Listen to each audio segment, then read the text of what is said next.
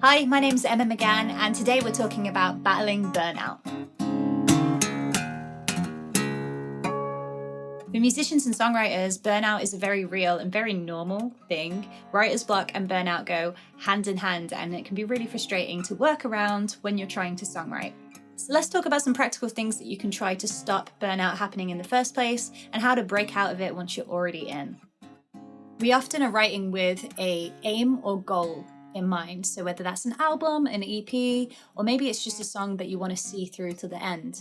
The problem is when we have burnout, that focus is oftentimes just completely lost. So this is where you should give yourself permission to actually break your own rules and write outside of the realms of your usual approach that you're used to. So try out this exercise.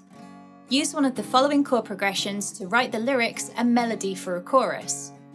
Lyrically, the subject matter should be something you wouldn't usually write about. For your melody, note down or record 3 different melodies, but choose one to keep. So pause this video, set yourself a timer of 5 minutes, write your quick chorus, and come back when you're done. The key here is to not overthink it and work within the given time frame. This really quick, simple exercise is meant to be rushed and nonsensical to loosen tension. If there's one thing that burnout does, is it definitely makes you feel tense and it locks you off from accessing your creative ideas. No matter what your chorus sounds like, writing in a nonsensical and rushed way like this is a great way to open up the channel to your imagination that you may have lost access to through burnout. So return back to this exercise if you ever need to shake off that tension. We are always our own harshest critics. We strive for perfection and are really quick to be hard on ourselves. And learning to appreciate your strengths and identify what makes you a great writer isn't the first thing you always think about when you're going through burnout. So let's try it now. For this exercise, revisit one of your own songs to break down and analyze. Set out the lyrics and the chord progressions somewhere visible and get ready to make notes. If you have a video performance of the song, use that as a reference as well. Now write down 5 things you love about this particular song you've written and explain why those elements stand out to you. Don't focus in on anything negative or analyze what you would change if you could. Instead, focus in on what you truly love as the writer and what you're proud of about this particular track. So it could be like the hook in the chorus. Maybe you think it's one of the best you've ever written. Maybe a lyric jumps out. Maybe it's attached to a personal memory. Whatever you love about the song, write it down in 5 bullet points. When you've written down those 5 things you love and explained why, perform it back to yourself and run a little rehearsal with those things in mind. The point of this exercise is to reaffirm your strengths as a writer, identify those for yourself, and celebrate something that you're really proud that you wrote. Being buried under burnout, it can be very, very easy to forget just how capable you are.